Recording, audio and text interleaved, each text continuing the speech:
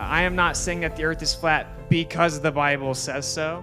I am saying that the Bible just happens to be right again. The Bible is the most historically accurate compilation of texts that have ever existed. It's the most attacked compilation of texts that have ever existed, and it stood its own. What this means is, no, you're not about to die from an asteroid. No, there weren't dinosaurs billions of years ago that died from an asteroid. No, you're not swimming around in a vacuum of nothingness, that you could die in any moment from random chaotic debris and meteorites. That's all fake pseudoscience. The Bible's either literally true and the earth's not what we were told, or the Bible's wrong and the earth is what atheistic psychopaths said that it was.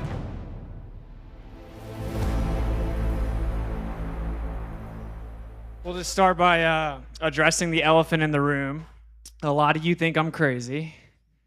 I can tell. It's all good. I thought the same thing.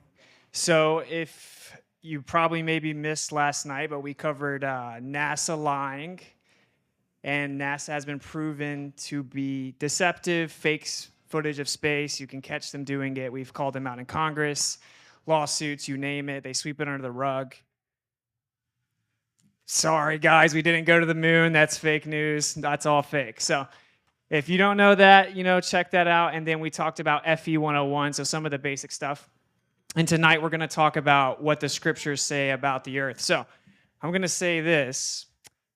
I am not saying that the earth is flat because the Bible says so.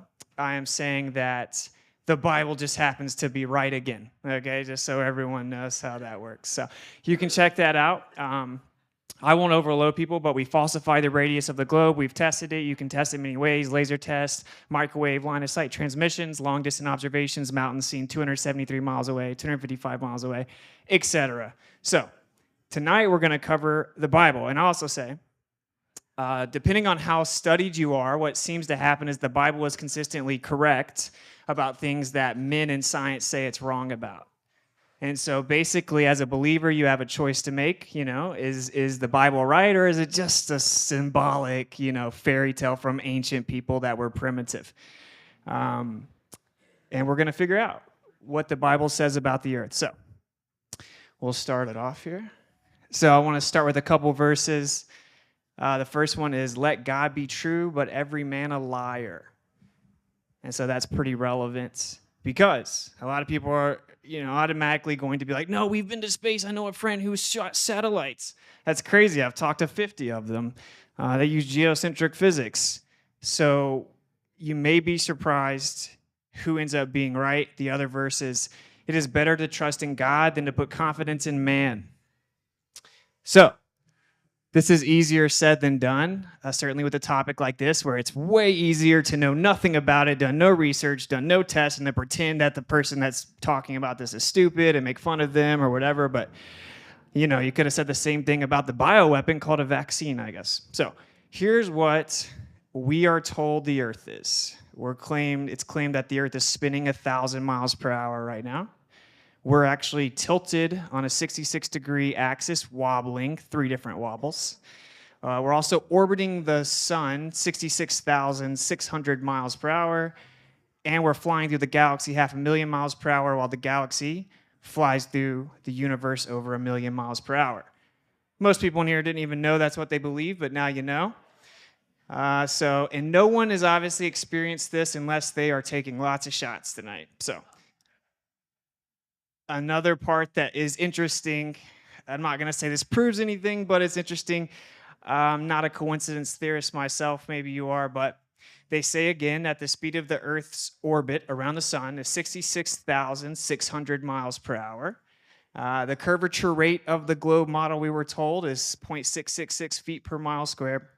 We're told that the Earth's tilted on a 66.6 degree axis. That's, of course, 23.4 taken from 90. We're also told that the North and South Arctic circles are at 66.6 degrees. We're told that gravity was discovered in 1666 and that it's 666 newtons or 6.66 in on the Earth. We're also told that the circumference of the Earth in nautical miles is 6 times 6 times 600 and the diameter of the moon is 6 times 6 times 60 and on and on. So could be a coincidence. If you believe in the Creator, maybe he made it with the devil's number. I don't know. So this is more of a meta point, but you may be familiar with Freemasonry. This oftentimes gets people feeling weird. It's okay. You may know some Masons. I said in the last presentation, my great-grandfather was a higher level Mason, and then he found some stuff out. This is the symbolism that they use in the image to the left, and you'll see you have the sun and the moon and stars within a firmament. So that's literally what that represents, a dome. And you'll see the square and the compass in the Freemasonic symbol here. And this is a quote from Albert Pike in Morals and Dogma. It says, "The square is a right angle formed by two right lines. It is adapted only to a plane surface and belongs only to geometry, earth measurements, and trigonometry, which deals with only planes, and with the earth, which the ancients supposed to be a plane. The compass describes circles and deals with spherical trig, the science of the spheres and the heavens." So if you're familiar with how Freemasonry works, they give you access to a library, but you're expected to go figure it out on your own. They don't tell you the answers, and they basically let you think you know what you're talking about, but they see if you've actually figured out the truth. One of the major ones is, of course, the Earth's a plane. We use spherical trig for the sky. So just so you know, people ask, why would they lie? I don't know. Why do people lie, bro? So here's what we're told is the truth. This is the secular Big Bang cosmology. Everything came from nothing, whatever that means. So we have 13.8 billion years ago. They time traveled and figured it out. And then there was a Big Bang where everything came from nothing. And we've all heard the story. You know, a rock turned into a fish that jumped out the water and evolved and all this stuff. So this is what man tells us. And this is what the Bible tells us. So oftentimes people say that they believe in the Bible, but maybe they do not, because the Bible's a little uncomfortable. It says that there's water above us, there's a firmament. This is actually from a famous publishing company, and they say, yeah, here's the ancient Hebrew conception of the universe, that there is waters above a firmament. These are obviously very different cosmologies, and so the question is, which one's correct? The easy way out is, oh, they didn't know. But we'll figure it out. So I'm going to play this video that introduces this whole thing, and this is kind of the decision that you have to make. This is Neil deGrasse Tyson, you know, astrophysicist, allegedly. So here is what he has to say. Hopefully everyone doesn't get too impatient, just a couple minutes, and this puts everything into perspective, and then we'll get into what the Bible says about it. People who make this case that was the beginning and that there had to be something that provoked the beginning, do you give them an A at least for trying to reconcile faith and reason? I don't think they're reconcilable. What do you mean? Well, so let me say that differently. All efforts that have been invested by brilliant people of the past have failed at that exercise. They just fail. And so the track record is so poor that going forward I have essentially zero confidence. Near zero confidence that there will be fruitful things to emerge from the effort to reconcile them. So, for example, if you knew nothing about science and you read, say, the Bible, the Old Testament, which in Genesis is an account of nature, that's what that is. And I said to you, give me your description of the natural world based only on this. You would say the world was created in 6 days and that stars are just little points of light, much lesser than the sun. And in fact, they can fall out of the sky, right? Because that's what happens during the Revelation. One of the signs that the second coming is that the stars will fall out of the sky and land on earth. To even write that means you don't know what those things are. You have no concept of what the actual universe is. So everybody who tried to make proclamations about the physical universe based on Bible passages got the wrong answer. So what happened was, when science discovers things and you want to stay religious, or you want to continue to believe that the Bible is unerring, what you would do is, you would say, well, let me go back to the Bible and reinterpret it. Then you'd say things like, oh, they didn't really mean that literally, they meant that figuratively. So this whole sort of reinterpretation of how figurative the poetic passages of the Bible are came after science showed that this is not how things unfolded. And so the educated religious people are perfectly fine with that.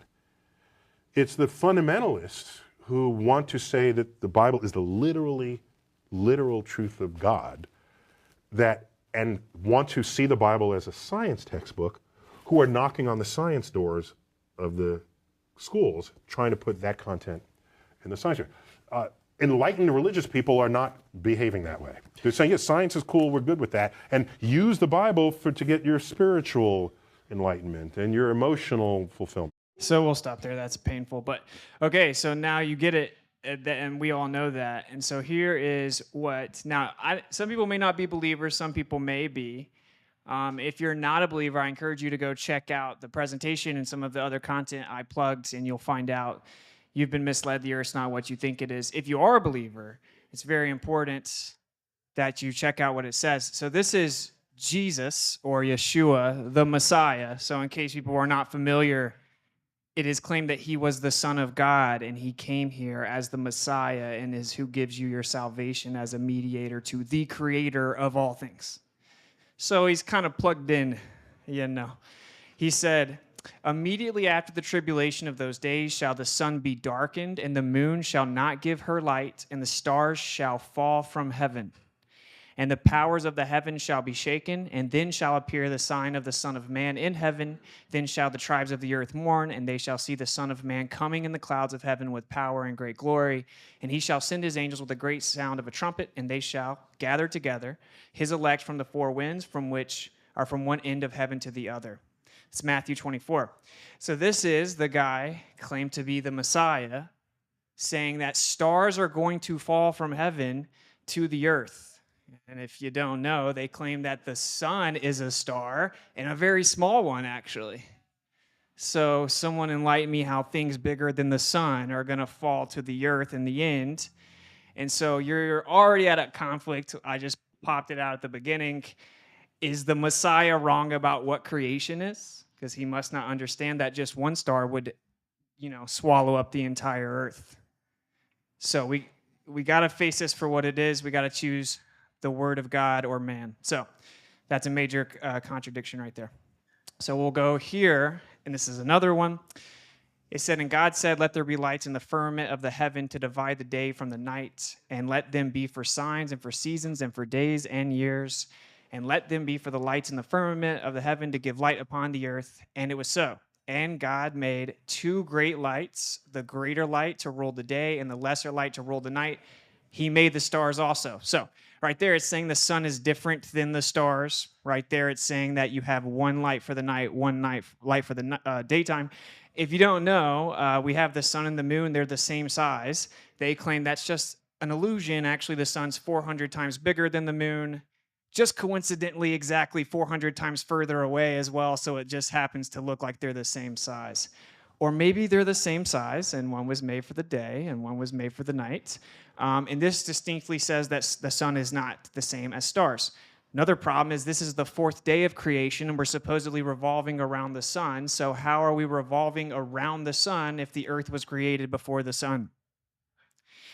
This doesn't work, obviously. So again, this is going to be a reoccurring theme tonight. It's either the scriptures are true or scientists that say you came from fish and said that you should genetically modify yourself. All right. Genesis 1 through 5. We'll start at the beginning. In the beginning, God created the heaven and the earth. That should actually be heavens, plural.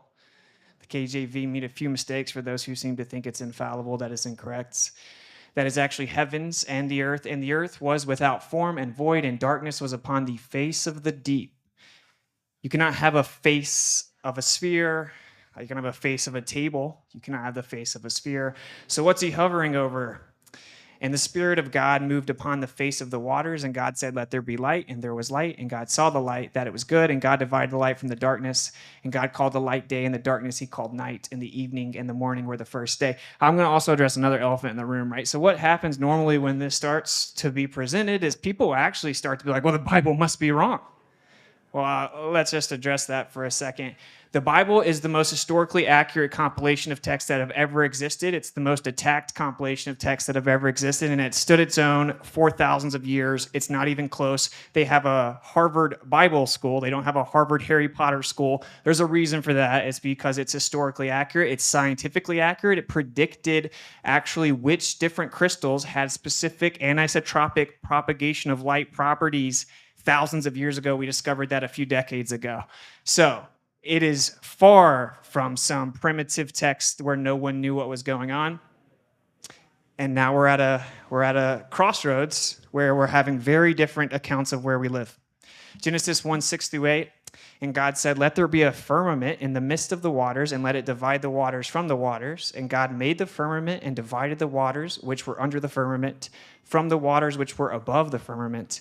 And it was so, and God called the firmament heaven." Now, someone that we tried to get to debate, a PhD astronomer who writes for Answers in Genesis, Danny Faulkner, he will tell you that the firmament means empty expanse, and that means space. That is just not correct, though. So important part here is that it separates the earthly waters from the heavenly waters. We're, of course, told that we are inside of a vacuum. And we'll just go ahead and destroy that real quick. The second law of thermodynamics necessitates that entropy will increase, pressure will fill the available space. It is physically impossible for us to be living inside of a vacuum without a physical container. It violates the second law of thermodynamics, and that's just game over. So something has to be containing it. I guess to simplify that, as I open my soda, it goes psh, because it equalizes, because that's what the second law dictates. So this says there is something holding back water, not a vacuum. And let's see what that means. So here's the words. I find this actually really profound. So the heavens are hashamayim. And if you look here, I have the word the waters, and that's mayim. And of the waters is hamayim, which means the word the heavens literally has the base word water in it. So what we've now been told is that the Creator hovered over a face of water, brought land up out of the water, and that everything is surrounded by water, and there was a firmament separating the heavenly water from the earthly water, so much so that heavens has the word water in the actual Hebrew word that describes the heavens. Okay, so here we have a problem with this empty expanse theory. It says, and God said, let there be a firmament in the midst of the waters, and let it divide the waters from the waters. We just described that. Denotes two types of water. If you've ever looked into water, actually, there's over 20 different types of water. Top levels of science in 2024 admits we don't understand water. It has memory retention. There seems to be phases of water that weren't previously known about. So this whole idea that H2O, we know what water, that's incorrect. Water has a memory, and top level of science admits they cannot explain the properties of water to this day. Okay, we have the flood, 2500 BC, in the 600th year of Noah's life, in the second month, the 17th day of the month, in the same day were all the fountains of the great deep broken up, and the windows of heaven were opened. We just saw that the firmament was called heaven, which means it's saying that the firmament was opened up and there was a flood. By the way, I'm sure some of you know, but there was for sure a worldwide flood, and even mainstream atheistic academia will tell you that. But they will also tell you that the Earth is 4.5 billion years old. And then when they went and looked at the layers of the Earth, there's something called the Great Unconformity, where there were literal millions and millions of years of missing sedimentary layer, proving their entire theory wrong.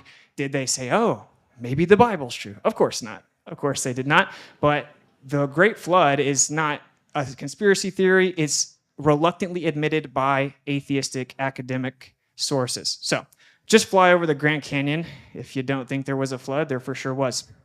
Here's the important part.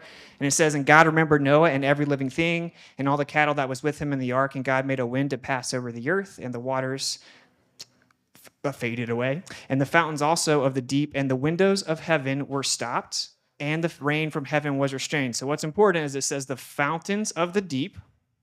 Then it says, and the windows of heaven, and the rain from heaven. So it's saying that the water from the deep and the water from the heavens and the rain that we experience are three different sources of water.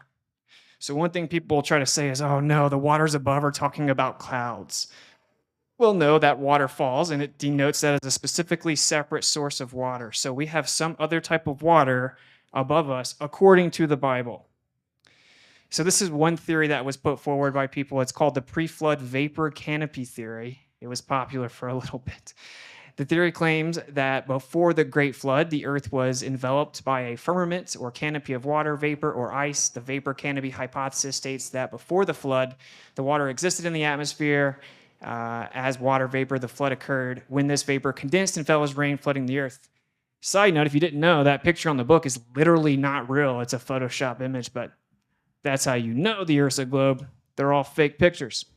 So this is the theory. It's to try to explain how there's water above us. It's called the vapor canopy theory. We have a major problem with that, though, because, again, this theory claims there was this magical layer around the Earth, and then when the flood happened, it was removed. But, of course, we have in Psalms here, 1,300 years after the flood, it says, praise him, the heavens of heavens, and ye waters that be above the heaven. Let them praise the name of the Lord, for he commanded, and they were created. He hath also established them forever and ever. He hath made a decree which shall not pass, which means this says the firmament was still there. So it didn't disappear. It's there forever. So the vapor canopy theory is insane pseudoscience. It's an attempt to try to keep the Bible in line with man. Okay, so what does firmament mean? The word it comes from is rakia. And the root word of rakia is raka. Very important to get to the original languages. Again, in case some people don't know, like, this may sound crazy to you, the Bible is incredibly accurate scientifically, and science is literally still keeping up to it, catching up to it to this day. So, maybe think about it. So, okay, again, Danny Faulkner, which I told him, he's not going to debate me, I told him, but he would say this is empty expanse, okay, but it is not. The word, again, rakia, has a root word called raka, and it literally means an expansion of plates, broad plates that are beaten out. Stems from the verb raka, which acquires the sense of beating out precious metals. So what that means is it's saying there's a physical solid surface that's beaten out, like if you were, beating out metal to build something. That's what the word means. So the word cannot mean empty expanse. It means it's something solid that was beaten out. That's literally what the word means. I put a lot of sources here to help combat any cognitus that may be happening. Again, they say that we're in an ever-expanding universe of nothingness, and that we have stars that are 46 billion light years away, and 1 light year is 5.88 trillion miles. So we see stars from 5.88 trillion times 46 billion miles away, and we're actually looking back in time. Trust me, bro, and everything came from nothing. So that is not what this is saying. That's why he said it was an empty expanse, because that's what mainstream cosmology claims, is that we're inside of a meaningless void tucked away in a little corner. We're a pale blue dot, as Carl Sagan would say. So here's the Brown Driver Briggs. It's telling you it's an extended solid surface. It's an expanse of a solid surface that is beaten out. Here with the next definition, the vault of heaven or firmament, regarded by Hebrews as solid and supporting waters above it.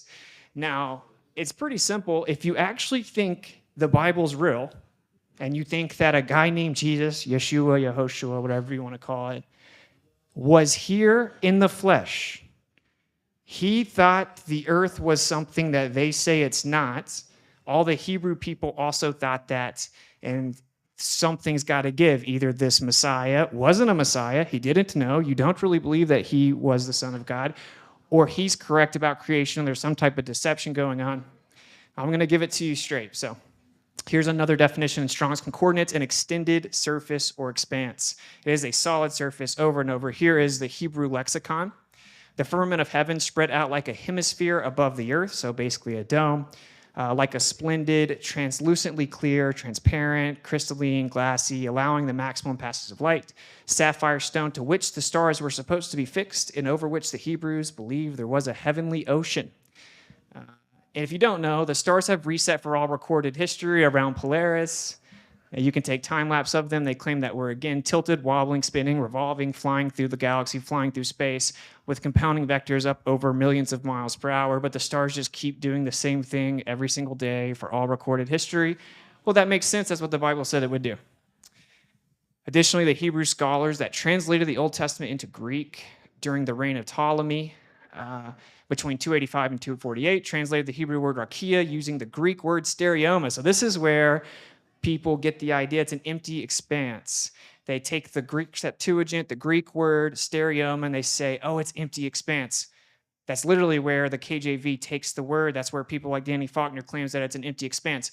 Hilariously, the word literally, it means that which has been made firm, the firmament, the arc of the sky, which in early times was thought to be solid, a fortified place. It literally, the Strong's Concordance Greek Dictionary states that the root words of stereoma are stereo, to solidify, and stereos, which means stiff, solid, stable, strong, sure. So literally, there's no way around it. What the Bible says is that there is a physical, solid structure above us holding back water. Side notes, because that may sound crazy, NASA's now coming out and saying, oh, it appears there's more water in space than we thought.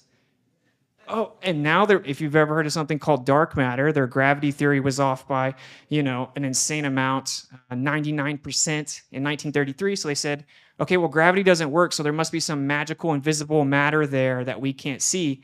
Now they're saying, oh, maybe that matter is superfluid and acts like water.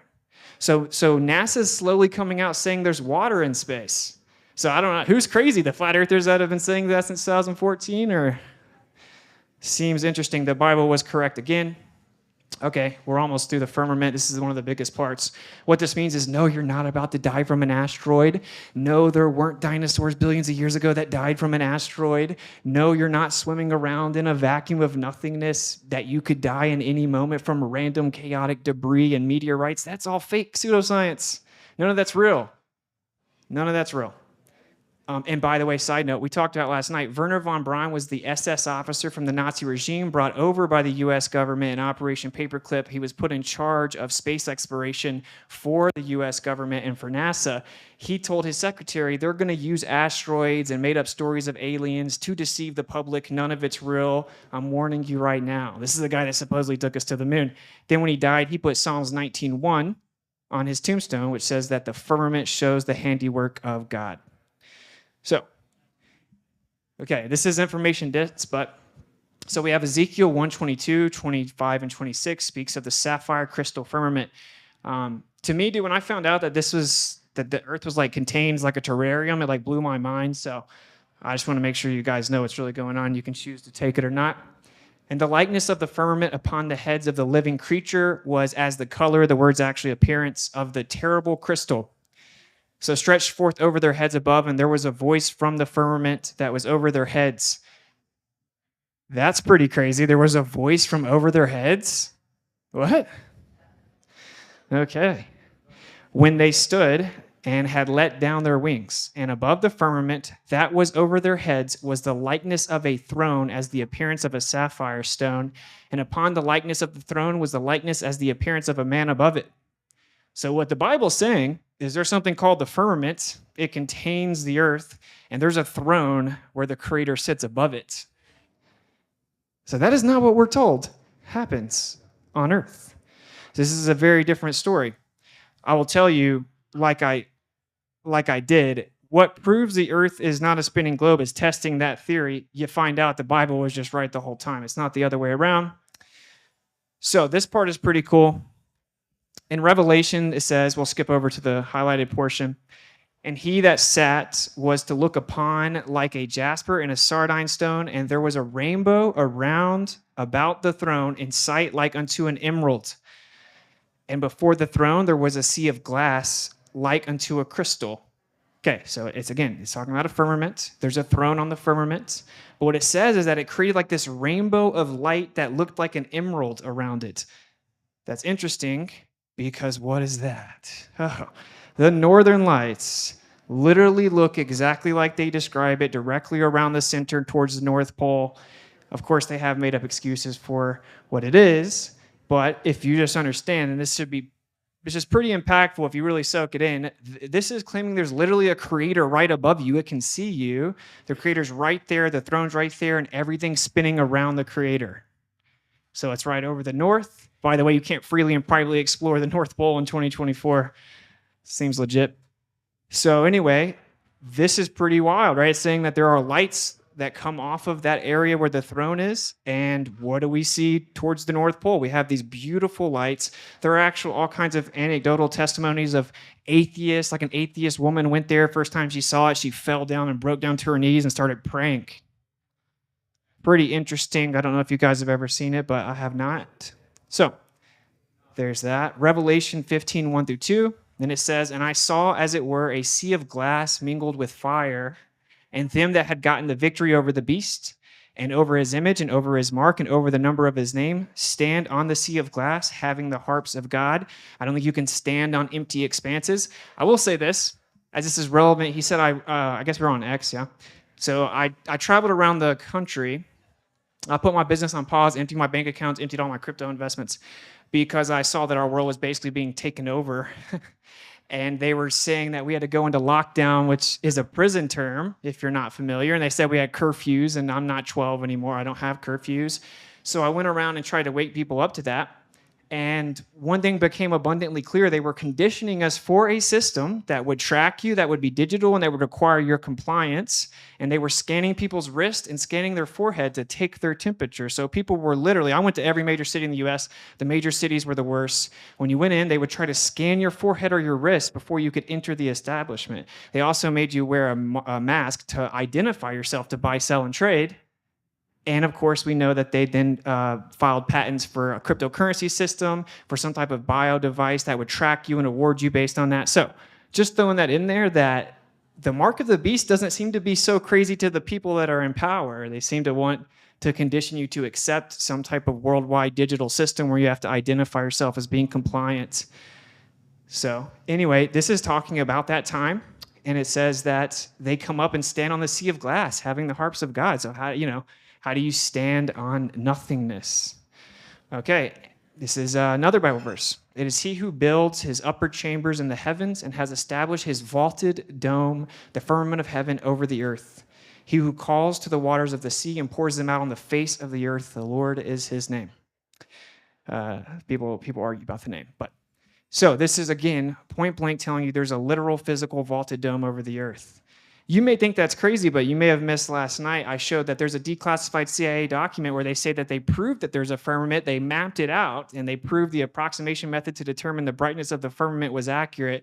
The CIA in 1957, the year before NASA was founded, 2 years before the Antarctic Treaty was created, said that there's a firmament on the Earth and that they mapped it out and that it has different heights above you based on where you are, like a dome would. This is a real declassified document. I showed it last night. So, yeah, you might be in for a ride if you're new to this. It explains that there's a dome, a physical one, and then, of course, the water pours out on the face of the earth. Side note, water always finds its level. That's how we build houses. So we have Job 37. Hast thou with him spread out the sky, which is strong and as a molten looking glass? So it's getting somewhat redundant at this point. I think you guys get it. The scriptures say that there's a firmament that is solid and actual, that can't be penetrated, that's like looking glass, that holds back physical water. So now here, let's just cover like the apologist arguments. Well, there's this theory that, well, God wrote the Bible where they could understand it at the time, even though he knew it wasn't true. So basically you're saying God lied. You're saying God lied and then lied to future generations and didn't tell them what the earth was. So how can we trust anything in the Bible? How do we know everything wasn't written just for them that didn't know things? So that's just a ridiculous idea. You can't trust anything in the Bible if you think that the Creator's lying.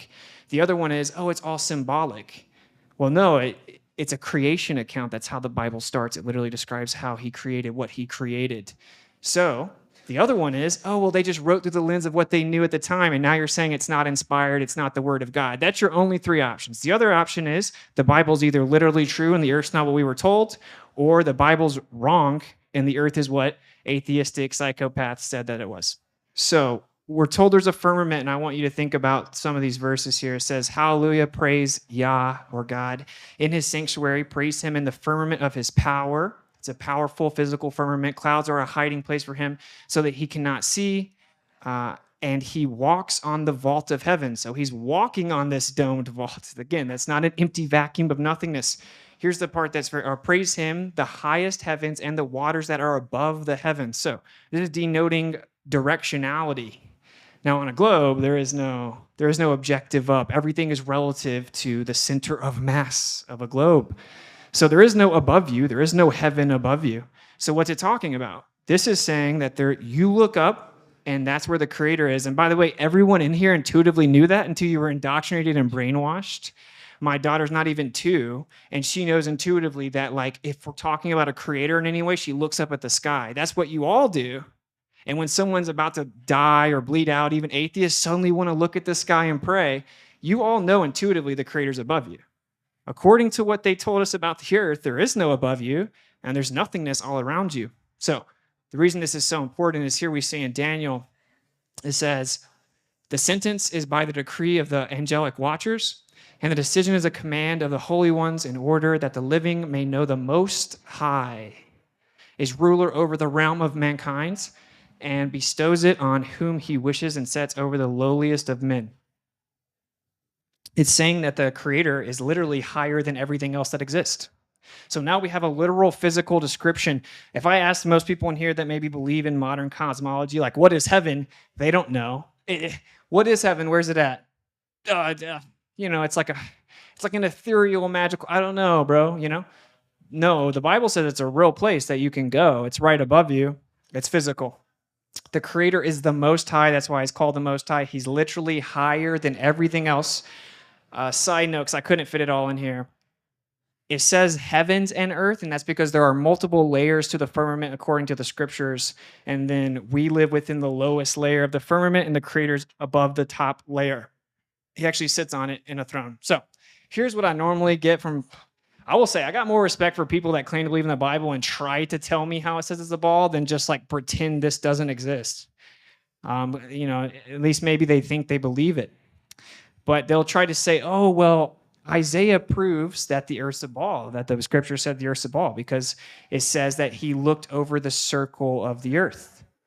And of course, circle doesn't mean ball. In that very same book, right, by Isaiah, same author, he uses a different word for ball 20 verses before that, chapters before that. So the words here are dur or kug, So when he says he looks over the earth and that the earth's a circle, he's saying it's a circle. That word literally means, as you see here in the actual original language, circle, circuit, compass. If you look at the other word that Isaiah uses for ball, which is dur, it literally means ball or sphere with shape. 3D spherical shape. These are two patently different things. When he says ball, he says that he will violently throw you for basically rebelling as a ball. And when he describes the earth, he says circle and that he sits over top of it. So these are different things. People will actually tell you that that shows the earth's a ball, which is very dishonest. So here's that verse here. Let's read what it says. Have ye not known? Have ye not heard? Hath it not been told you from the beginning? Have ye not understood from the foundations of the earth? It is he that sitteth upon the circle of the earth, and the inhabitants thereof are as grasshoppers, that stretcheth out the heavens as a curtain, and spreadeth them out as a tent to dwell in. So the Bible says that we are little tiny like grasshopper inhabitants inside of this huge vaulted tent that's stretched over top of us to protect us.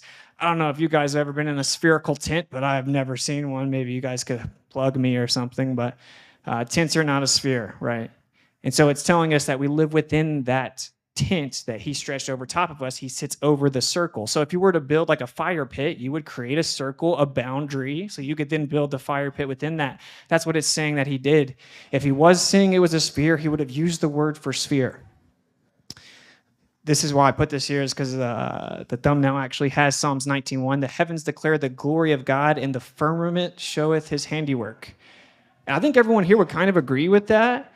When you look at the stars, if you've ever looked at the stars like without light pollution, it's like incredible. There are so many stars you can't even grasp it. And then when you get away from light pollution, there's like, oh, there's way more.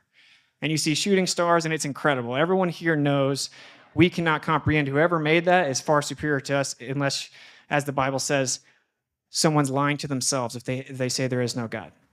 So that's what this is talking about. We have to all agree that clearly what's created is magnificent. They've undermined it and told us what it supposedly is.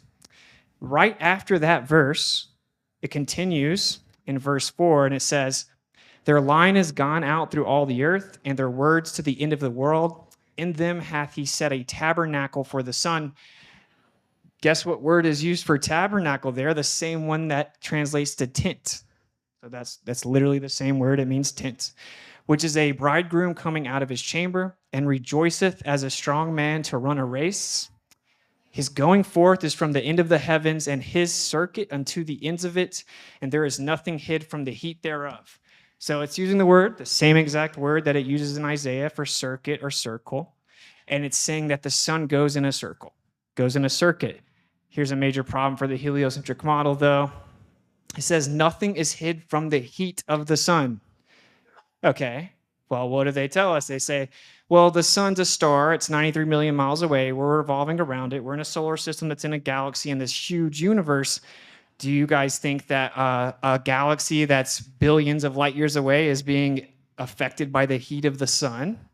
Of course not. So the heliocentric model specifically can't comport to this verse that says everything that he created fills the presence of the heat of the sun. So this is a totally different story. Once again, it's a totally different cosmology as to what men have created and what man has created. And I covered last night, what has happened throughout time is they've constantly tried to say that the Earth's not in the center of the universe, it's not special, it's going around the sun. It was created by literal sun worshipers, Copernicus, all these people were actual sun worshipers.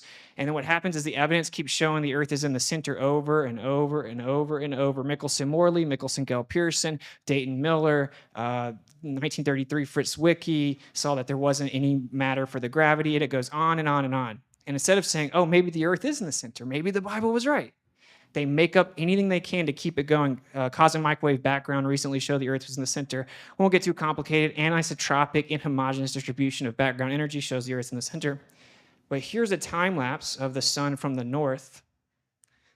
And look, it does exactly what the Bible says it does. It just goes in a circle around you.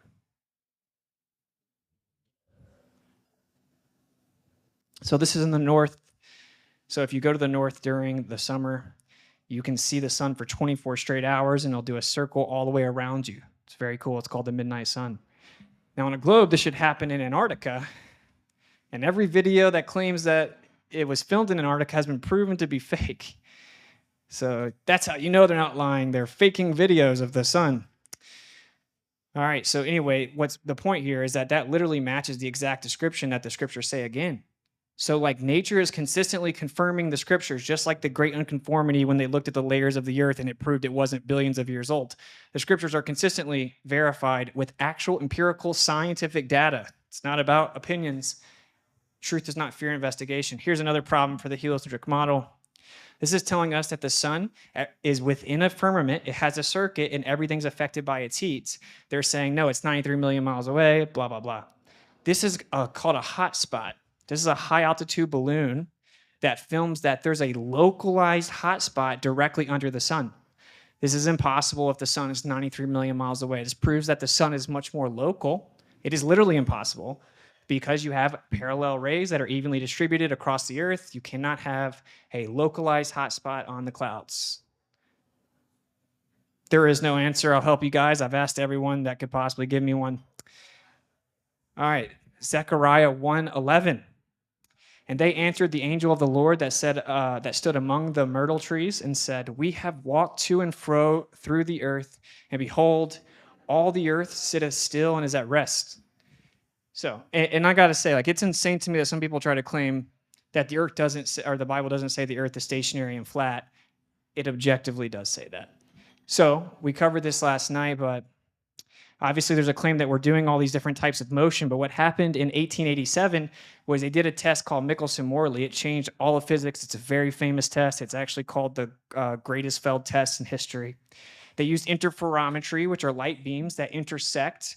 And so because light travels so fast, you can actually intersect it to get super precise measurements of motion, like incredibly precise to tons of decimal places, right? It's called interferometry. They set that up to detect the motion of the earth, and it did not do that. And they kept trying, and it kept not doing it. So then they had to come up with a new theory to explain why the earth appears to be stationary. It couldn't be that maybe what you experience your whole life is true, right? That's crazy. So they then came up with the theory of relativity. That's Albert Einstein. If you're kind of like me and more into like the technical nerdy stuff, you can go to my channel. We completely bury the theory of relativity top to bottom. Have many PhD physicists on. Recently had a PhD who got his thesis on the rigid motion of bodies in relativity. He got his literal PhD thesis writing about relativity, worked directly with people that worked with Einstein, knows it's complete fluke, knows it's totally fake, knows that the earth is not moving and that it's in the center of the universe, knows there's an ether. For those who love to say, but this guy doesn't have credentials. Credentials, no. Not to get too derailed, but the earth has been proven to not be moving.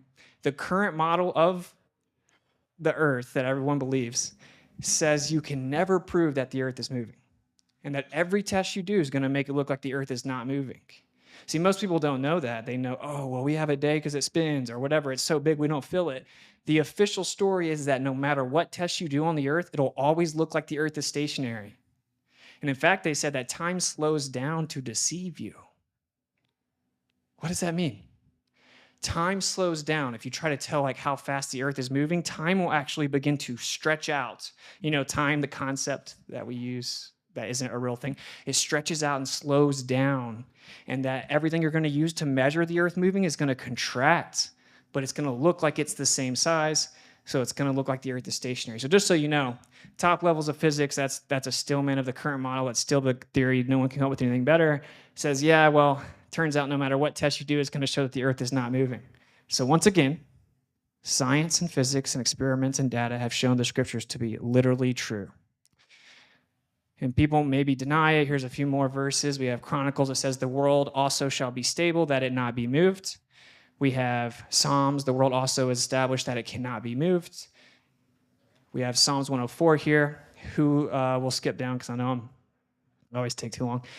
With a garment who stretches out the heavens like a tent curtain, who lays the beams of his upper chambers in the waters above the firmament. He established the earth on its foundation so that it will not be moved forever and ever.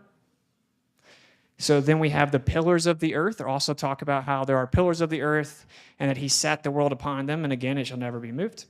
In Joshua, we see that he told the sun to sit still and stop moving. And of course, it was a miracle during a battle, and the sun stopped moving. Now, supposedly, the earth is flying around the sun, so someone tell me how that works. I'll tell you how it works. It doesn't work, because if the earth stopped moving, you'd fly off of it into space and you would die. The sun stops moving. That's why it says, and the sun stood still in the midst of heaven, because it was previously moving. Here's another major problem. The sun also ariseth and the sun goeth down. People are like, oh, that sounds like a sunset on a globe. Well, actually, the word ariseth means you begin to see the rays as they approach. That's what the actual word means. And goeth down means to go out and away from you. That's what the word means. Here's the problem, though, and it says, and hasteth to its place where he arose. So it's saying the sun's coming back to where it started. According to the heliocentric model, we are flying through space 500,000 miles per hour with the sun. The sun is never, ever back where it started, and it never will be. So again, Bible's right or Bible's wrong. So we'll breeze through the end here, and here's the flat part.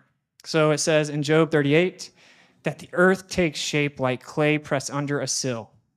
Different translation here, the earth is changed like clay pressed under a sill. The Amplified Bible here, the earth is changed like clay into which a cell is pressed. So it's saying the earth takes shape like a piece of clay, a pile of clay that you press a sill down. That's how kings used to sign their letters. It says that its features stand out like a garment, saying the earth is flat. Here's a few more. He says, he that spread out the earth, he that spreadeth abroad the earth. It says by myself, that actually is like et maim, which means in relation to the waters. So he spread out the earth in relation to the waters. To him that stretched out the earth above the waters. So it keeps saying stretch and spread out the earth. The actual word means to beat, to stamp out, to spread out. So again, it's saying the earth is flat. Here it says, and I know that you like this one, it says, and they went up on the breadth of the earth in Revelation. And this is a pretty intense moment here. It's talking about Satan getting loosed. And they went up on the breadth of the earth. If you look at the word breadth, it comes from plateaus. Have you ever heard of a plateau? Of course, that's flat. It tells you where to follow that word to its origin. You get to 4:11. It's spread out flat. This literally says that they came out on the flat earth. That is literally what it says. Here, if you go even further, it tells you again to form, to mold like clay. What a coincidence. It says it's flat like it was formed on clay. We are almost done. When he established the heavens, I was there with him. He drew a circle upon the face of the deep. He made firm the skies above. The sky is firm. There are fountains above you, springs above you. When he set for the sea its boundary, so that waters would not transgress the boundaries by his command. When he marked out the fountains of the earth, well, that would be Antarctica. Highest elevation in the world, known to be. Can't freely and privately explore there. People say the ice wall doesn't exist. I guess these pictures aren't real. He inscribed a circular limit in Job. In Job 26, he hath compassed the waters with bounds, and he fixed a circle on the water, Job 26. So, again, this is the last thing I have here.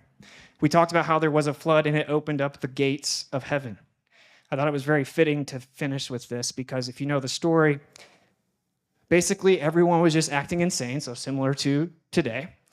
And there was no way out. We had to kind of reset, is basically what happened, right? And Noah was seen pure in his sight, kept his family, and he created a flood. He said that the water from the underneath the earth came up and that the gates of heaven opened up.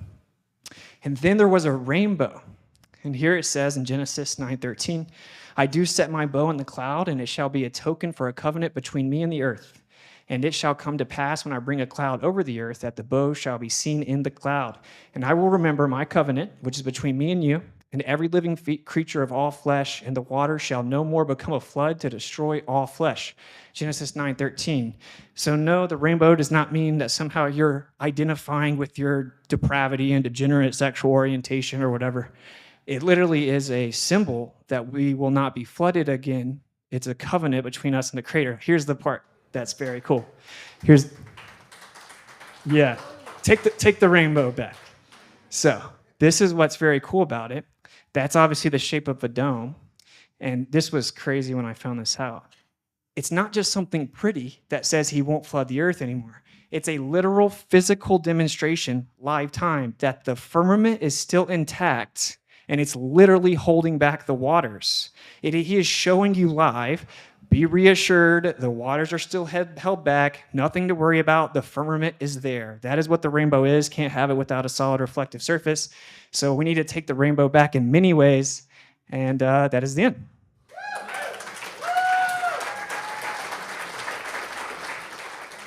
How about gravity and Isaac Newton? We have water coming out of rock in Hagerman. They call it a place of 1,000 falls. Primary water, question mark? Nice, yeah. I think actually we just talked. Primary water's a crazy rabbit hole. I don't know if anyone here's heard of that, but there's like a primary state of water prior to even being touched by the Earth's atmos that's like apparently has incredible healing properties, etc. Looks like the CIA took a few people out over it, actually, so it's worth looking into. Maybe I say as soon as the water comes out of the fall, it's no longer primary, right? It's exposed to the atmosphere, but that's what primary water means. The question was vague about Isaac Newton, but I will say, because I know what she's saying, we just talked, he may have been a backfilled character. I don't know that he was even real. I mean, the claim is that this guy came up with the gravity theory, the dynamic theory for heliocentrism, and the entire mathematical construct of calculus before he was 22. So I don't know about that, but maybe. But if you read him, I will say, he said, whatever gravity is, I don't understand it. It makes no sense. And if it exists, God has to be doing it directly. It must be a direct act of God. And that means that ether has to exist. He then says, actually, the earth could just be in the center of the universe, though. And they pulled that final page out of his Principia before they published it. So, food for that. Where do you find justification in pushing a specific belief system? We, the people, want to focus on accurate biology, consistent political representation, and an open and accepting spiritual position. Yeah, so the question is you have freedom of religion in America, so where do you get off pushing a specific interpretation? Because I have freedom of religion. I guess the question is answered within your own question. But I would say people have their own opinions. Freedom of religion means Satanism's cool, I guess, too, right? So I may not have the most popular opinion about that, to be honest. I don't think you should be able to publicly be like a Satanist, just like I don't think you should be a pedophile. But hey, maybe I'm crazy. Either way, yeah, we have freedom of religion, we have freedom of expression, freedom of press. That's the First Amendment. It was called the First Amendment because they had to leave. This is the story. They had to leave the monarchy. They couldn't criticize them. They made that the most important priority. I'm all for that. Where do I get off on pushing a specific belief? That very place. It literally says I can do that. I have freedom of expression, freedom of religion. I'm not even big on the word religion. I call it the R word. It's about a relationship with the Creator. And turns out the Bible just consistently is accurate. So basically you're asking me, where do I get off on telling people we were lied to? And it's, that's what I do. Can you explain why, when a spaceship or shuttle leaves Earth and the image back shows a sphere, why is it not showing flat? I never thought of that one, actually, so I might have to shut this down. Yeah, so obviously I don't believe in any footage from a company that is provably deceptive. So it would be like, oh, well, my girlfriend just cheated on me 37 times, but I'm totally going to marry her. The fact they pulled a couple pieces of footage off without messing up doesn't mean anything. I will say there has been times that the Earth has turned concave in her footage. There's times that the Chinese footage shows the Earth is flat. But it's very easy to fake that. You can use a fisheye lens. I can make the table right here look curved if I use a fisheye lens. I think that's all they do is they get high altitude footage. They use a certain camera that imposes curvature. Actually, they admit they use, lenses that impose curvature. So that would be my answer. I'll actually bring this up if you've never heard of it. Felix Baumgartner jumped from 180,000 feet up. It looked like the Earth was a ball. And according to what we saw, the Earth would have to be like 1/10 of the size they claim it is. Everyone's like, oh, that guy was in space. You can see the Earth's a ball. Turns out it was sponsored by GoPro. And whenever you look at the footage from inside the capsule, the horizon was completely flat. So anyway, they faked the footage. Assuming NASA has all the skills and capabilities and technology that it says it has, is there something that NASA could do to present to you that would prove that the Earth is a sphere? I wouldn't believe almost anything from NASA at this point. I'm not going to lie. I mean, if I go up, yeah, they could take me up there. Other than that, I don't know. They could start by showing an astronaut do a full 360 with a camera and then show me some stars in space on a video, since that doesn't exist out past low Earth orbit. But no, the answer is actually honestly no. I don't trust NASA. We caught them faking things 1,000 times. They're a political propaganda regime that wants to push all kinds of hypersexualization and depravity and fake global warming data and all this stuff. So I don't trust them as far as I can throw them. Astronauts are actors. And so no, they couldn't show me some type of footage that would prove anything. If they take me up there, and I will go up there, if up there's a place you can go, then yeah, maybe I believe it then. Okay, how about if they flew or from one of their satellites, they put a live video of the entire Earth for a week, just a live video for a week? Would that help? Or could that be pretty easily faked, you think? Or could they have done that 20 years ago? So it would be tougher to fake that, which is why we don't have that. I mean, it could be faked, yeah. Have they ever done that? No, of course not. They show you a little portion of it that's clearly using a GoPro lens or a fisheye. There's no real live video of the Earth in entirety from space at all. And that's how you know it's totally a globe. How do we know the photos are fake? They admit that they're fake. So the most famous one that everyone may know is called the Blue Marble, 2002 default wallpaper on iPhones. Robert Simmons, the guy that did that, was quoted as saying, so we take high altitude pictures, we put it on a flat map, that's correct, and then they wrap it around a sphere, they bring artists in to add clouds and to do touch up and add colors, and it's Photoshop because it has to be, quote unquote. So they admit that the pictures of Earth are Photoshopped and composite images. It's 2024, guys, by the way. You wouldn't have to do that. So, clarification, there are a minimum of 3 layers of heavens. Spiritual world for simplicity. Firmament has to do with the physical dimension of God's creation. Comment, please. Thank you. Okay, yeah, that is a good question, actually. So I didn't get into that because just talking about the heavens itself is like a 2-hour presentation. It's very fascinating, but it says heavens and earth. There are multiple layers, and that question is informed person. You can tell because they said 3 minimum. I think there are 7. There is for sure 3, but it tells us, and it depends. I don't know where everyone falls in this. It seems like some of the books, even that were in the original KJV, have been taken out. If you start to look at those, they get very, very specific in creation descriptions, and they say that the last heaven or firmament that was made is the one that's over us, like a terrarium, and there are many layers above that. So yeah, basically the question is just said it all. There's a physical place that is heaven. It isn't some fairy tale, etheric, fictional thing. It's a real physical place with an actual literal creator that is above you. And there are layers to the firmament, and they have different things in each layer.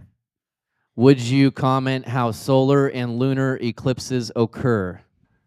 They occur. No, I'm just kidding. So solar eclipses, I mean, it could be the moon even on a flat Earth, and it doesn't like the moon going in front of the sun. We never see the moon approaching the sun.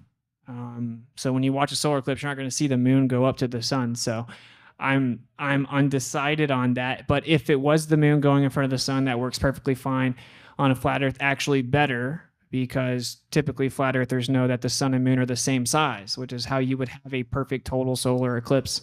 Lunar eclipses, good question. There may be another celestial body. There's astronomical observations of other bodies that are like translucent that are up there and cyclical. I don't actually know. I covered this last night. I just know it's not what they said it is, because there's something called the selenian eclipse where the sun and moon are both above the earth during the lunar eclipse, which is geometrically impossible if it's the earth blocking the light from the sun. That means the sun has to be below the earth, but it's the sun and moon both above the earth during the eclipse. So I know it's not the spherical earth blocking the sun, and that's all I know. I think polarization, electromagnetic polarization, creates the same effect. It looks like the moon could be plasma. So what is the angle, parentheses, they want, in parentheses, us to believe the earth is round versus flat? Why would they lie? Yeah. I see. Okay, now I get it. Yeah. What's the angle? Why would they lie? I will say this. I always make a point to say this. Like, it doesn't actually matter. I mean, it does matter, but it doesn't matter as to determining if they lied or not. It's usually like a cope. So here's a good analogy. I used the cheating girlfriend last time. We'll use a different one. If you're a detective and you walk in a house and there's all kinds of dead bodies all over the ground, you're not going to be like, well, before we declare there was a murder, we need to know the motive of why these people were killed. Like, no, the evidence is that there was a murder. Let's figure out why later. It's subjective. Why do people lie? I don't know who lied. I can't ask them, but I would say it has accomplished many things. It's hid the creator. It's made people think that the earth is insignificant, unimportant, and random, including children that think that everything is just random happenstance. It's told you that there's nowhere to explore and they could be hiding land, and that you're basically in a real-life Truman Show or Hunger Games, and there's something called the 60th South Latitude, which is a circle drawn around you. You're not allowed to privately and freely explore it in 2024. So hiding land, hiding resources, taking your mind, making you not trust your senses like they did with the pandemic, so that you turn to authority to tell you, so that you can understand that the air that keeps you alive actually kills you, for example. So there are many different reasons why they would lie. I will say this is the best one, probably, simplest one. The like Freemasons, occultic groups, they know what it is. If you don't know what it is, then they have power, because knowledge is power. They know stuff that you don't know, so they can control you. I told my pastor that I believe the earth is flat and the Bible believes the earth is flat. It caused quite the ruckus around my church. The pastors got together and wrote a written letter and put it out and started distributing it to everybody. And the letter says that they researched flat earth and determined biblically, scientifically, and historically that there is no merit or basis in fact in flat earth. They proceeded to put in their written letter that they do not want us talking about this issue in our life groups, that they do not want us talking about this issue at church. And if we do, we will warn them once, we will warn them twice, and then we will depart from them and have nothing to do with them. I asked my pastor to meet with me and explain to me how he came to the conclusion. If I'm deceived, he said, I'm deceived. How did he come to the conclusion, and help me understand the deception? In other words, explain to me why I'm wrong. What am I missing here, historically, scientifically, and biblically? I asked him to explain that to me. He looked at me, shook his finger at my face, and said, I will never have a discussion with you like that. What should I do? Dust your feet. That's my opinion. Yeah. I mean, you're in a trickier situation maybe than dusting your feet. The context of that is trying to speak the truth to someone that doesn't want it. But I would say, obviously, do not shy away from the truth. Maybe, I don't know, some other type of approach where they'll talk about it. But I will say, it's insane to me that anyone would say that there's no biblical precedent for flat earth. We just covered it right here, the most concise way. Revelation 27-9 says the breadth of the earth. The word literally is platos, which means width or breadth, coming from the word platus, which means spread out flat, and literally means to form like clay that is flat. So there's nothing but a biblical precedent. So yeah, as to what you should do, I don't know, brother. Pray, hope that hope that the Creator touches his heart, and then maybe just dust your feet if that's not successful. How do eclipses happen on a flat Earth? Is Antarctica the edge of flat Earth? So we covered the eclipse question. Everyone asks about the eclipse question. It's like, but we covered that. Is Antarctica the end of flat Earth? Maybe so. So we just covered that according to the Bible, he drew and inscribed a circle, a circuit, and that it bounds the waters. It's the boundary. So it definitely says that there is a circular boundary. Tons of things, even outside of the Bible, have claimed that's true about Antarctica. Like I said, it has the highest elevation in the world. There are huge ice walls, and you can't freely and privately explore there. So I don't know. No one knows. But I am open to the fact that there could be even land beyond that. I don't actually know. That may be why they're lying. But I would say the evidence is that, yeah, it basically acts like a bowl. It's the highest elevation, and it keeps the water inside of it. And many sailors and navigators have said that's the actual case throughout history. And now they just don't let you go there. So nothing sketchy there. Can you explain ether Yikes. in 60 seconds or less? What a question. So the ether is a background medium. So it's basically like a metaphysical fluid-like medium where all energy comes from it. 60 seconds is impossible, but basically it was thrown out because if there was an ether, it proved that the Earth was stationary with the Michelson-Morley experiment. Really simply, what's outside the physical world? Something or nothing. Nothing cannot exist, so it must be something. They say it's nothing because if there's something there, you would measure the Earth moving through it with interferometry. So they threw the ether out in 1887. Another simple way, and we'll just say this because that's like a 3-hour question. A vacuum is not literally empty. So if you have a vacuum, that doesn't mean there's nothing in there. They've proven that in quantum mechanics. There's the Casimir effect. There's dielectric permittivity, magnetic permeability, the impedance of free space. Random electricity and energy pops out of nowhere in a vacuum, and it's because it's coming from the ether. The ether's the biggest lie, maybe, about the Earth, because then we would know, like Tesla said, you can get free energy. You don't need electrical grids. You don't need everything that we're being controlled with right now. So, yeah, that's a huge topic. I encourage people to look into it. And maybe one of the biggest lies, there's an endless medium of energy all around you. My brother just flew to Indonesia from Florida. He lives in Florida, and he flew all the way across to LA and then flew across, to the South Pacific. But when he flew back, he flew from Dubai back to Florida. So how is that explained? They can't fly across, or is there like a portal or time zone? Yeah, so fly across like the North Pole, maybe is what you're saying. Like no commercial flights are allowed to fly within 500 miles of each direction of the North Pole. So no commercial flights fly there, just like no commercial flights can fly over Antarctica. But if you want to know the route, you can just throw it on an azimuthal equidistant projection, so like a flat Earth map, and you'll get an idea of it. A lot of the routes only make sense on a flat Earth. They go way out of their way on a globe, but when you look at it on a flat Earth, it's like, oh, that's what they had to do. So actually, flat Earth takes the dub on flights as well. But yeah, no one can go over the North Pole, and most people don't know about that. Most people know about Antarctica, but no one's going to the North Pole either, including commercial flights. No one can fly there. For the people who are somewhat intrigued by what they're hearing tonight, yesterday we did NASA Live's presentation. The second presentation was Flat Earth 101. These will be up on BRAVERITAS.com. So I think, sir, it would help you when those go up to take a look at Flat Earth 101 and get a good basic understanding of what the theory could be of what is actually happening rather than what they tell us is happening. And that will help you maybe explain the flight paths. Yeah, I have streams about flight paths as well. I got to plug this real quick.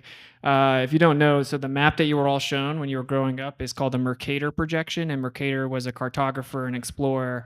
His original map had the North Pole with 4 land masses and 4 rivers coming out of it and a mountain in the middle of it. They removed the North Pole section and portion of the map, and then they gave everyone the map. So apparently he was a good enough cartographer for it to be the primary map we were all taught as children, but they pulled the North Pole out. It seems to match the description of the area near Eden in the Bible, so it's very fascinating. All right, question sent in from Sarah in McCall, Idaho. My question is, why do you think the modern day translations of the Bible took out the word firmament? I think the answer is obvious, right? So people believe the Copernican model, the current cosmology, and so they have to conform the Bible to that because they think that it's true. And we're warned against that explicitly. That's kind of why I added that, it's better to trust in God or Yah than to put confidence in man. And here at the very beginning, because you can't have it both ways, right? I explained that you got to trust the creator over man, and that's the exact opposite. Sorry, I didn't know. Is that wrong? Okay, we're almost there. All right. Let God be true, but every man a liar. So it's the exact opposite of what that verse says to do. That would be the answer. And so people are trying to somehow bend the scriptures into what mainstream science claims. And where do you stop? Do you also claim that the earth is 4.5 billion years old and that evolution is true and that there was a big bang where everything came from nothing? And there are some creationists, quote unquote, that do that. So you gotta draw the line. It's either the scripture true or the scripture not true. Modern translations are trying to conform, quote unquote, modern science into the Bible. Or the other way around. You spoke about that the heat from the sun touches every part of the earth.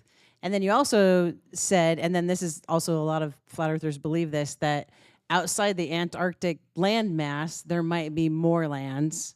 But if the Bible says that the heat of the sun spreads through all the earth, that to me, that would mean that there really couldn't be anything outside of the landmass of Antarctica, because the heat from our sun, right, the heat from the sun wouldn't go outside of that. So can you speak to that a little bit? Have you thought about that piece of it? Yeah, well, I wouldn't know how far the heat from the sun can go. I would say that I would lean towards it being the final perimeter of the earth. I mean, the scriptures describe it that way. I just like to be intellectually honest and admit I don't know, and like to point out that, technically there could be more land there, and that's the most valuable resource ever. I think they're actually just hiding land in the Southern Ocean, though. But yeah, technically, the sun could be out there and still you could feel the heat kind of far away. Like we can still feel the heat from the sun during our winter, even when the sun's way out south, right? So it's obviously have a pretty good reach. But yeah, I don't know. It does seem to imply that the way Antarctica has been depicted for basically all time is the boundary that the scriptures describe. So I'm open-ended, but it does seem like Antarctica may be the final frontier, basically. I think I want to kind of clarify what I think you were asking is circumnavigation. How do you go around, circumnavigate on a flat Earth? And then kind of the second part is, are we just a flat disk flying through space? Yeah, of course not to the latter. Definitely check out the presentation. I started it with that, the flat Earth one, but no, all the mainstream depictions of flat Earth being a disk flying through space or a flat planet, quote unquote, whatever that means, it's stupid, with all kinds of other planets, complete straw man. But that's what you do whenever you can't rebut the argument. And if you've ever seen people that were speaking out against the bioweapon, go read the fact checks, and they misrepresented what we actually said so they can make it sound crazy, discredit it, and then people will read it and walk away from it. That's what they do with flat Earth. The Earth is stationary. It's basically the basement. According to the Bible, it's literally the final floor, but there's a basement actually below that, and you don't really want to go there. And so we're the basement. We're the first floor of this like layered creation. As to circumnavigation, I get what you're saying now. Like, is there a portal? Do you come back around? Like, no, on a flat Earth, circumnavigation east to west is exactly the same. So if you have the North Pole in the center, you would take your compass. It will point north. As you go east to west, it's relative to north. So you're going to update and go in a circle around the center. It's exactly the same on a globe.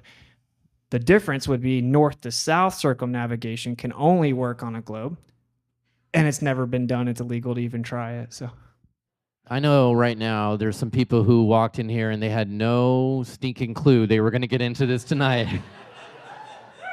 All right, can you take like 3 minutes and just explain? Can you explain it? You know the pizza metaphor, like a pizza.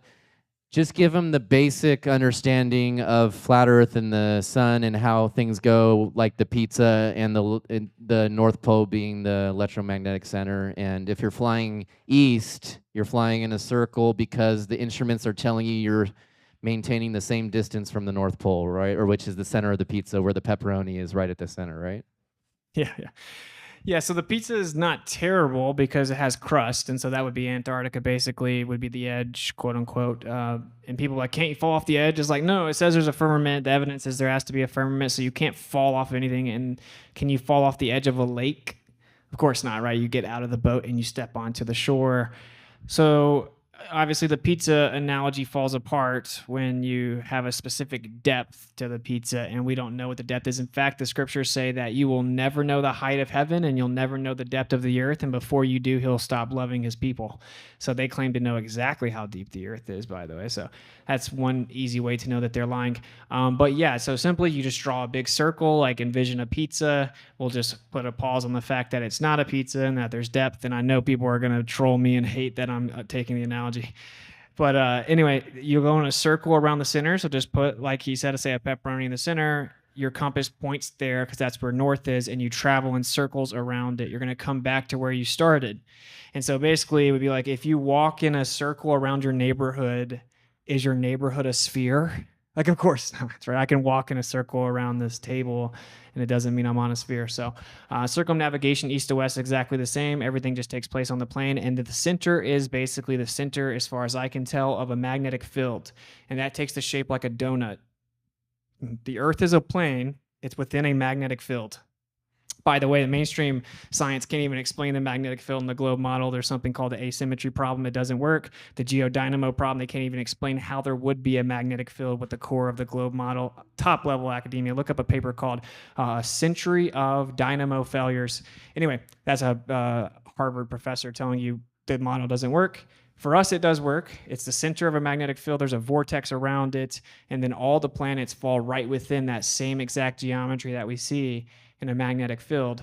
So yeah, actually our model is significantly superior, and that's why you won't see too many people that study in that field debate it, because they're going to have a real issue debating it. So hopefully that makes sense. Yeah, basically the magnetic field takes shape like a donut. There's a center, like a hole in the donut. That would be near the North Pole. Everything revolves around that in a vortex.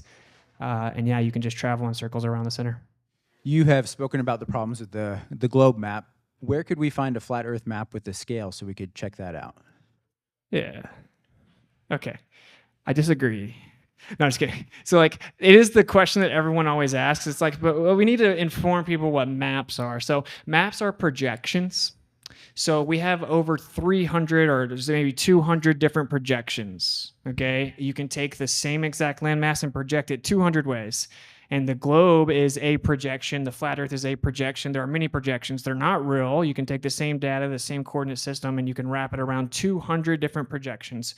It's not reality. It's just it's a concept. It's an abstraction that we use. So yeah, I pointed out that the globe map is wrong, and the flat Earth map could have issues as well. They're just concepts. They're just called projections. They're not necessarily true. The flat Earth understanding does match the data better as the world, like there's a speed race that boats do. So like these sailboats, they race. In the north, they go a certain speed. They have a top speed of 30 knots. In the north, their world record speed is close to 30 knots. The same exact boats in the same race, but in the south, the top speed is like 8 knots or something way slower. And that's because they're traveling way further and they're determining their speed with distance over time. They think it's a shorter distance. They're traveling a greater distance. That's an example of how the flat Earth map makes more sense because it's more distance. You asked about like proportions. That's a whole rabbit hole because apparently, from my understanding, the reason that there's over 10 million flat earthers in Brazil in 2015 alone is that the map of Brazil doesn't match what they experience. They can't reliably use it. So it looks like the southern maps don't match. Maybe they are wider, and long story short, you could take the exact same size of, say, Australia and throw it on a flat map if you wanted to. It's about what's in between those maps and determining those distances. So long story short, maps don't prove anything. Everyone that says, where's your flat Earth model, that's what they're asking. They want a map. But little do they know that the globe map doesn't work and that they're just projections. You could make 200 versions of them. So that's a no to a map then? We can use the map that we all currently use. It's the same thing, literally. It's exactly the same thing. And for Genesis, that's a wooden one-for-one interpretation of the Bible, correct? No, that was just the objective interpretation.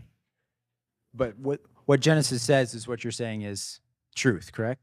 Yeah, I'm saying Genesis is true, yeah. But no interpretation, that's what it is? No, it's just what the Hebrew words mean, yeah. So when it says in Genesis 3, verse 9, but the Lord God called to the man and said to him, where are you? Does that mean God is not all-knowing? That's a total, like, red herring. I don't know what that's about. What does that have to do with the earth? It's what it says. What does that have to do with the earth being flat? It's in Genesis, and it says God asks Where he is. Yeah. So he doesn't know. He doesn't know everything. Or maybe he wanted him to answer him and see if he'd be honest. So there is interpretation here and there wherever you Yeah, decide. but not with the words that we're talking about. So. What's the interpretation of Raka? Can you tell me another interpretation of Raka? What's the interpretation of where are you? Dude, we just covered that. We just covered that. So the interpretation is he doesn't know then, by your definition. No. What I said was that maybe, obviously, the Creator would be all-knowing, so maybe he wanted him to have to answer him and see if he would be honest. But that would be that is not analogous to a literal Hebrew word meaning beaten out strong as bronze in a solid firmament. That's totally different and irrelevant. It's a red herring. Okay. If you define where are you as a... What's that? If you're defining where are you as unknowing... Yeah, like he asked him where he is in the original language. And you're basically asking me, why did he ask him that? You're asking me to divine the thoughts of a creator. I can't even understand the mind of a creator. I'm giving you my speculation as to why he would ask why. Logically, he would know where he was. So he was just seeing if he would be honest. Who knows? I don't know how that works. I mean, that's a time before the fall or right after the fall, right? I don't even know how that all worked. Are planets mentioned in the Bible? If not, then what are they? No, the word planet is in the KJV. It's mistranslated from the word age, or there are many different mistranslations in the KJV. But the actual word planets. Okay, so let me correct that. So there's a place in the scriptures that will refer to other worlds or planets. It's literally meaning like ages, and then the word planet, plane, the Greek word means wanderer. So it's saying a wandering star. In context. So it depends on exactly which verse it is, but the word planet literally means wanderer. So it's saying it's like a star that wanders from the same path the other ones take. I don't feel like you answered my question, though, about the planes flying. Do they fly like over? And because, okay, so when I think of the flat Earth map, I think of the map of the world as we see it like on TV, right? Like there's flat. Yeah. Yeah, there's North America, South America, you know. Yeah, I get you, yeah. It goes to Asia. Yeah. So is that how flat earthers see the map? Or is it a different map? Because when I asked you about the plane flights, they don't add up. Because if and I could be confused about the map of flat earthers. Okay, this is the popular flat Earth map. This doesn't necessarily mean that this is what the Earth is. This is the globe map, basically flattened out. Okay, and the reason is because the royal family gave a decree that you could only create and patent maps that were with a specific longitude and latitude system where it wouldn't actually be published, which means it couldn't get out to the world. You have Gleason making a map that fit within that. He writes an entire 200-page book explaining that the Earth is flat. He tried to tell his friend the Earth is flat and that this is the most accurate map he can do within the confinement of that longitude and latitude. So if you look at this, whatever flight you're talking about specifically, you can map it out on an azimuthal projection and you'll see the routes. So it's not going as a flat, the globe flat, and the flights are going. They're just flying flat, right? So like the with math, then they're going other directions. They're not we're going from Florida. You can just draw a straight line from Florida to Dubai, and on the globe they fly like it's flat. They treat it like it's flat, but they swear it's curved. You just can't tell. This is not the map we will show. No, unless you look at the United Nations logo. But yeah, it is the same map, and that's what I was trying to explain. It's called a projection. So that's exactly the same land masses projected onto a flat surface, like a plane. So that is the same map. I don't think that's correct. I don't think we even know what's going on in the Southern Ocean. People think that they do, but they don't. That's why I say, that's not like a home run question. People think it is. Like, where's your flat Earth map? It's like, we're not allowed to explore privately. Like, you're basically defending governments telling us we can't figure out what's there. When you say Southern Ocean, as we're looking at this map right here, what do you mean? That the whole outer region, if you can see my mouse, this whole outer region. So like this area right here, largely unexplored, very difficult to traverse it, very difficult to find out your accurate distances. Whenever they do races there, it takes way too long, like they're traveling way too far. When we look at the time zones on a globe, there should be 24 1-hour time zones, because the Earth spins every 24 hours. So you should have perfect 1-hour time zones all the way around it. What we actually have is we have way less time zones in the north. And then when we get out to the south, we have like over 32. It's something like 18 in the north. And then when you get out to the south, there's like 32 time zones. There's way more in the south. The evidence shows that the south is much bigger. No one has actually been able to freely and privately explore past like this line right here. It's called the 60th south latitude, if you can see it, right? This line out here, you can't explore past it freely. The official story is that time zones are just a political construct, and they have to say that because we have 32 time zones in the south and we have 17 or 18 in the north. On the globe, there should be exactly 24 in the north and the south. There are not. So they say, well, governments get to arbitrarily determine what their time zones are based on commerce and politics or whatever. And sure, I mean, you can believe that if you want, but the time zones are just arbitrary, right? I mean, yeah, the sunset's different here than it is somewhere else. It's based on where the sun is. People come up with different time zones. The point is, on a globe, they should be 24 in the north and south, and then it's not.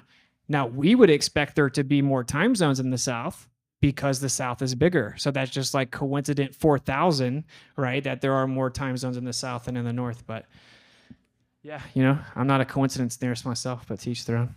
So basically, on a flat Earth, the distance is much greater in the south. According to the globe, it's maybe 7,000 miles. So, for example, how could you fly from a southern continent to another southern continent if it's actually a way greater distance on a flat Earth? Because you'd have to go extremely fast, et cetera, et cetera. Okay, well, you should look into it, because what actually it turns out to be is that the flights take 3 to 4 hour different times in different directions. So if I fly from one southern continent to the other, say it's 7,000 miles according to the globe, one direction will take 12 hours, the other way will take 15 hours. Same distance, same flight path, different directions. What that proves is that obviously the plane's going faster in one scenario than the other, because speed equals distance over time. That's because they use what's called jet streams. And so if you Google it, look up like plane goes 800 miles per hour, you'll see mainstream articles that a plane went over 820 miles per hour because it caught a jet stream that was going like 200 miles per hour. So if a plane goes 650, say the jet stream goes 250, 300, that plane can go 950 miles per hour, and no one on board will even know, because the static pressure around the plane will make it just feel like it's still going 600. So what I'm saying is the evidence actually shows that those flights, which are the most rare flights in the world, maybe happen like a couple times a week, get canceled more often than not, normally go up north. The very rare south continent to south continent flight takes way different times in different directions, which proves that they're actually catching a jet stream. Even further, this is how flat Earth always is. It's like once you look a little further, it's like, oh, actually it debunks the globe. So if you look at the official data, it says that the plane goes 500 miles per hour both directions, which means it should take the exact amount of time, the exact same time, right? Because it's the same distance, same speed. Speed equals distance over time. But it takes 3 to 4 hours difference. That proves that they're lying with the data saying they're going the same speed. It's physically impossible that the plane goes the same distance and the same speed, but takes 3 hour difference. What that proves is that they're using jet streams. That's how Flat Earth would explain it. Yeah, they're catching a jet stream. They're going way faster. One way than the other, so you could go really far, really fast. Commercial planes go 5 to 650 miles per hour. They catch jet streams that can go 250 miles per hour. It's actually known that the jet streams in the south are the fastest, and that according to like NACA and NOAA, we can't even, or NOAA, not NACA, we can't even fully know how fast the jet streams are in the south because it's so hard to measure them, that they go up to 350 miles per hour. So if a commercial flight's going 600 miles an hour, and then they're catching a jet stream that's going 300 miles per hour, that plane is traveling 900 miles per hour. That may sound crazy. Just Google plane goes 800 miles per hour. And in the north, where the jet streams are slower, planes have been clocked going over 800 miles per hour because of a jet stream. So you could go super far, super fast. That's what I'm trying to explain. And this is the part I haven't found out how to say this where everyone gets what I'm saying for some reason, so it's probably my fault. But very simply, if the globe was true, it would take the same time both ways. It's 6,800 miles going 500 miles per hour. It takes a certain amount of time. Speed equals distance over time. The fact it's taking different times means the plane has to be going different speeds. That means the data they're releasing on flight radar, for example, 24 flight radar, is inaccurate. It doesn't match the globe. It matches the flat Earth prediction. Two basic questions. Is my understanding the jet streams actually are counter-rotated to the Earth's supposed rotation? And as well, based on the heliocentric model, wouldn't the North Pole and the South be almost equal in its environment based on exposure to the sun? That's a great point. So typically what happens is people don't like to talk about these parts. They just like to talk about like what they think wouldn't work on a flat Earth. But yeah, like you said, sorry, I'm distracted. Like you said, on the globe, the north and south should be symmetrical. I think it's right. So you should get the same amount of sun in both the north and the south. That means the climate should be the same. The plant and animal life should be the same. It should be symmetrical because it's a sphere. It's literally not. It's not even close. The south is way different plant life, animal life. There's all kinds of anomalies with the south. There's no undersea cables from southern continent to southern continent. Again, the planes take way too long. The boats go way slower, et cetera, et cetera. I forgot your first question. What was your first part? Oh, okay. Yeah, like they'll try to say that direction of wind is based on the spin of the Earth, but they actually go both ways. So it's not even a specific way. At different altitudes, the jet streams go opposite directions, and so it can't just be because of the spin of the Earth, unless the Earth is spinning two directions at once. But yeah, so they can go different altitudes and catch jet streams both directions. Okay, sir, if the moon and the sun are round, which is what my eyes tell me, why should I consider that the Earth is flat? I don't know if that light bulb is a light bulb that's round. Maybe the Earth or the surface of this floor is round. I don't. It's an illogical question. Like if the pool ball on that pool table is round, then why can't I assume the pool table's round? They're unrelated, but I will say this is a part that no one ever knows. Is the Earth has been proven to be stationary, and if you disagree, please, have someone that has some credentials come talk to me, because I've been looking for someone to substantially rebut the evidence. But the Earth is in the center of the universe, and in fact, Stephen Hawking will tell you, yeah, sure, it looks like it, we can't prove it. They'll all tell you that, including Albert Einstein. The reason that's important is because if the Earth is in the center of the universe, that means it's the only thing that's in the center of the universe. It would be illogical to think that the Earth, that's in a special and unique position, it's the only thing out of all of existence that's in the center of the universe, that it should be like everything else that moves around it. It's actually illogical. They've brainwashed people so good that they think they look at a light and the Earth is a light. So I don't, that doesn't actually have logical high ground. Like, oh, look at that light. I bet the Earth is a light. I'm like, nah, bro, you're the crazy one. But what did Austin do for a living before he was a flat Earth dude? Ran a couple online businesses, and I had a mobile detail business. My name's Tim from Boise, and I wanted to ask, you'd mentioned the word planet. What about the word universe? Is it in the Bible? Off the top of my head, I don't remember that being in the Bible, no. There's a whole argument. It could be it's a pretty deceptive term, but, one word, certain etymological interpretations, universe means one word. And if the scriptures do say that, everything was created through the word. So I don't have I prefer cosmos, which means order, but yeah, I don't think the universe, that word's in the Bible, but I don't know. I mean, it's not the end of the world if it is. Like I will say, yeah, once again, science has proven the Bible. It says that everything was created with the word, and then you can look into something called cymatics. You can literally change the structure of matter with sound. It's called cymatics. So you could literally create matter with sound. You can actually create stars with sound. Something called sonoluminescence. If you introduce sound waves inside of water, it'll create a bubble that will implode and make a star in the water. Look up star in a jar or sonoluminescence.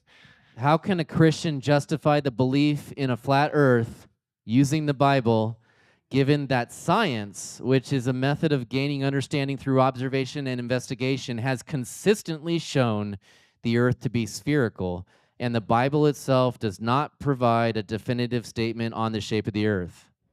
Yeah, I mean, Cool story. I guess if we just evolve to the approach of just baselessly asserting what you believe to be true, avoiding all the actual evidence and arguments, then somehow you're right. But I just showed that the scriptures specifically and objectively say the earth is flat. I showed exactly the word and what it means, platos. Again, it literally means flat. Even more than that, actually, if the earth is flat or not, it's not a science question. It's a math question. It's geometry. Is the earth a sphere? That's a measurement of a shape. That has nothing to do with science. Science is about cause and effect relationships, establishing a cause and effect with experiment. Science also isn't sentient. It doesn't make up its mind. That sounds a lot like people telling me the science is settled. I should take a bioweapon and give it to my children. So when people say stuff like the science, oh, you think you're a scientist, it's usually because they're uninformed and they're conforming and they want to pressure you into conforming because they can't actually give you evidence of what they think is true. The scriptures speak for themselves. They say the earth is stationary and that it's fixed and immovable. And I believe the creator and the empirical evidence over people that hate God. Water in a glass spinning goes to the outside, would be away from the poles and away from the land. Bag of chips going to the mountain expands. Why are the astronaut suits not a balloon? A helicopter, when it hovers, would set down in a different location if the earth was spinning. I wonder what they think. Yeah, we talked about that. Like, Coriolis is supposedly like if you shoot a rifle, you have to account for Coriolis. But we actually talked to the guy that broke the world record for the longest rifle shot ever, which was over 4 miles. He said, "Of course you don't count for Coriolis. That's stupid and insane. You just account for wind and you shoot the bullet." And like he's saying is if Coriolis was true, the earth was spinning and then things were deviating, then if I took my drone or my balloon, it should also deviate, right? The earth should spin underneath my drone. It doesn't. So then they say, no, but the drone, it spins with the earth. And it's like, okay, why doesn't the bullet do that? So they pick and choose. Say you had a high-speed jet, why doesn't it deviate underneath the earth? That's actually a good point with the centrifugal force. What happens, that's why they actually claim the earth is an oblate spheroid that's bulging out because of centrifugal force. But I've never heard a rebuttal to this though. So the water would congregate towards the center, right? Kind of like what that was saying, because water is obviously a fluid or a liquid, much more affected by forces than solid, which means that all the water would go to the center, which is not what we observe. Like literally would have to, based on physics. Fluid would be much more affected than any type of like solid land or tectonic plates. So if anyone can explain that to me, I'm all ears. Paul from Caldwell texts in, and he said he's not here tonight. He says, ask him about retroreflectors. Retroreflectors. So I mean, I can assume that they're talking about like what they claim they set on the moon. They claim they sat things on the moon that they could shoot lasers off of. Yeah, what they don't tell you is that they claim they shot lasers off the moon like a decade before that, and that the only evidence for it's like a few people claiming they did it on History Channel, and they claim they get like 1 photon out of 400 million. Trust me, bro. And it's just a cool story. But anyway, even if you did somehow receive light back, they said they did it before they allegedly went to the moon. That's the only context I can think of retroreflectors being relevant. I have heard theories that the moon is not real and was placed there by someone to control our weather. Is this a common theory? Is this a common theory, and do you know anything about this? And if so, can you explain some of it? Yeah, I can explain why people think that, even though it's insane. Because according to the mainstream model, the moon, being the exact same size as the sun, is statistically impossible. It's called a fine-tuning problem. So what the mainstream model says is that a Mars-sized body hit the Earth, broke it up, rocks fell off of the Earth because it broke up into a bunch of rocks. One of the rocks stuck around and turned into the moon. And so to try to explain how it just coincidentally turned into the perfect size circle at the perfect distance to match the size of the sun, it's called a fine-tuning problem. They can't work out how that would happen because it's not related to the impact or to sustainability or to gravitational need, blah, blah, blah. So people propose that it's actually artificial and something like aliens must have put the moon there, and that's why it's the exact same size as the sun in the sky, even though it's 400 times smaller, just coincidentally 400 times closer, because, God's a bad word to some people, I guess.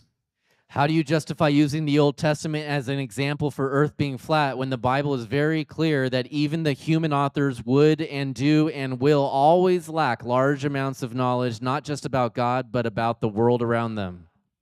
Do you lack the knowledge that it's a tilted, wobbling, spinning ball? The very first book of the Bible tells us what the earth is.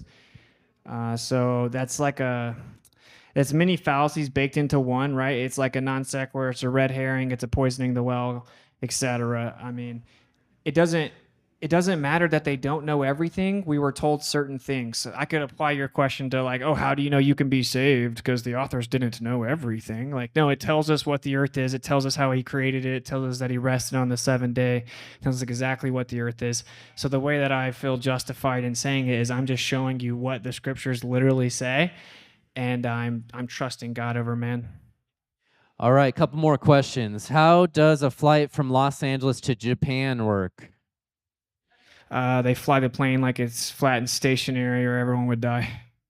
When flying, if the earth is flat, when I fly towards Africa, why can't I see Mount Everest out in front of me? Why is there a horizon? Okay, so the horizon is apparent. It moves around. According to the globe, it should be physical. She asked, where does it end? I already answered that. Antarctica is the highest elevation in the world. You can't fall off of the end of a lake. So saying, do you fall off the flat earth is like saying, hey, do you fall off of a lake? No, you get out of the lake and you step up on the higher elevation that is the shore. If there's a firmament, it touches down. You can't get there. The governments of the world have conspired and told us it is literally illegal to go there and freely and privately explore.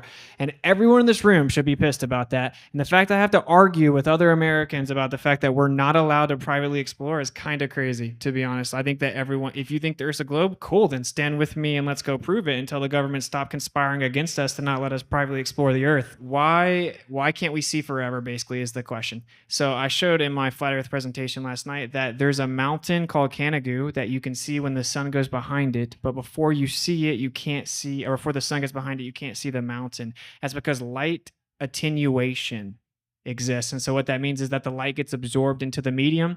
It's the same reason you can't see a flashlight through fog, right? Because based on the density of the medium, the light gets absorbed. So even in the globe paradigm, you have to admit that light gets absorbed into the medium, so we can't see things in the distance because we couldn't see Canigou until the sun went behind it. It's called light attenuation. And then there was another part of the question, but I forgot it. Why is there a horizon? Oh, yeah. It's just apparent. It fluctuates. If the Earth is a globe, it should be physical, but why does it change? I showed an observation where we're 1 foot off the surface and it's 10 miles away, which would require the Earth be a sphere of 264,000 miles. The horizon is not physical. It's just apparent.